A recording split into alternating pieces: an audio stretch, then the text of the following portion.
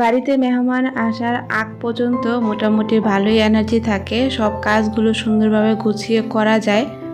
কিন্তু যখন মেহমানগুলো চলে যায় তখন মনে হয় যেন কোনো কাজই করতে ইচ্ছে করে না, একেবারে আলসেমি একটা ভাব চলে আসে। আসসালামু আলাইকুম, কেমন আছেন সবাই? আলহামদুলিল্লাহ, আমরা সবাই ভালো আছি।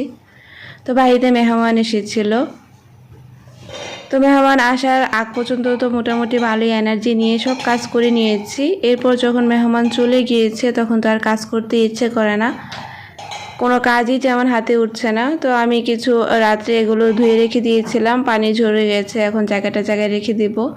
আর বিশেষ করে যখন নিজেদের আত্মীয় স্বজন কেউ আসে, যেমন বাবা মা ভাই বোন, এরা আসে যখন আবার চলে যায় তখন কিন্তু অনেক খারাপ লাগে।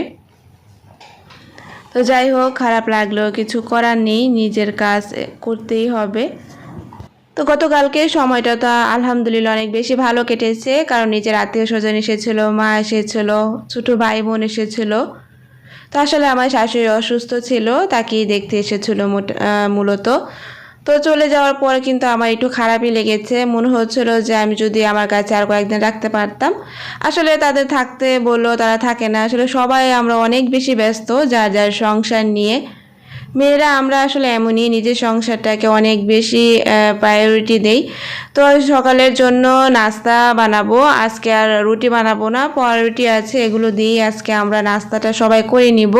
তো সবাই যেহেতু এখনও ঘুমাচ্ছে, তো আমি আমার জন্যই একটা হেলদি নাস্তা বানিয়ে নিচ্ছি কলা দিয়ে। আর পাউরুটি তো আমি ডিম দিয়ে ভেজে নিয়েছি, আর কিছু ফল নেব, আর সেই সাথে চা তো থাকছেই। এটাই হচ্ছে মূলত আমার নাস্তা। আর সবাই যখন উঠবে তারা তাদের পছন্দ মতো বললে আমি সেটা আবার করে দেব।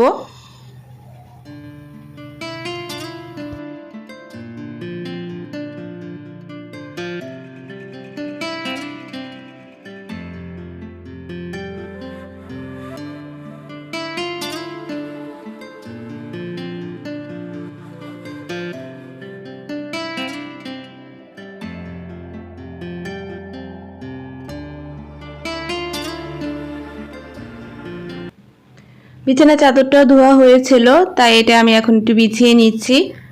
এই ছোটো খাটের জন্য আসলে আর কোনো চাদর কিনা হয়নি, একটা চাদরে বিছানো হচ্ছে ধোয়ার পরেও। তো যাই হোক, আবার সময় সুযোগ বুঝে একটা কিনে নেব। আর এদিকে তো ডালটা হয়ে গেছে, প্রায় আমি বাগার দিয়ে নিয়েছি। আর আজকে গ্যাসও নেই, তাই ইলেকট্রিক চুলাতেই রান্নাটা বসিয়ে দিচ্ছি, তেলাপিয়া মাছ রান্না করছি। তো যেই মাছই হোক না কেন একটু ভেজে রান্না করলে কিন্তু ভালো লাগে, শুধুমাত্র গুঁড়া মাছ ছাড়া। তো চেষ্টা করি বড় মাছ হলে একটু ভেজেই রান্না করতে। তো রান্নাটা কিন্তু হয়ে গেছে, আর শেষমেশ ধনিয়া পাতা না দিলে তো ভালো লাগে না। আর আমার কাছে ধনিয়া পাতাটা ওর ফ্লেভারটা অনেক বেশি ভালো লাগে। আমি এখন বেসিংটা একটু ভালো করে ধুয়ে নেব, সেজন্য হারপিক দিয়ে নিচ্ছি আগে। অনেক দিন হয়েছে বেসিংটাকে আমি ডিপ ক্লিন করছি না।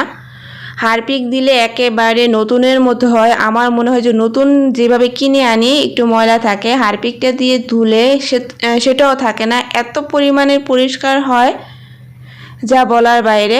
যেহেতু এটা খুব এসে একটা আমাদের ব্যবহার হয় না, তারপরেও বাচ্চাদের যতটুকুই হয় কিন্তু অনেক ময়লা হয়ে থাকে। আর এই যে কলটা, এটাও কিন্তু একেবারে ময়লা হয়ে থাকে, পানির ছাপ পড়ে থাকে। আর হারপিক দেওয়াতে খুব বেশি একটা যে মাজা লাগছে তা না, অল্প একটু হালকাভাবে ঘষা দিলেই কিন্তু একেবারে পরিষ্কার হয়ে যায়। আর এত বেশি পরিষ্কার হয়, কোনো দাগই থাকছে না, দেখতে এত সুন্দর লাগছিল। আর একেবারে মনে হয়েছিল যে নতুনের মতো। তো আজকে পর্যন্তই, সবাই ভালো থাকবেন, আল্লাহ হাফেজ।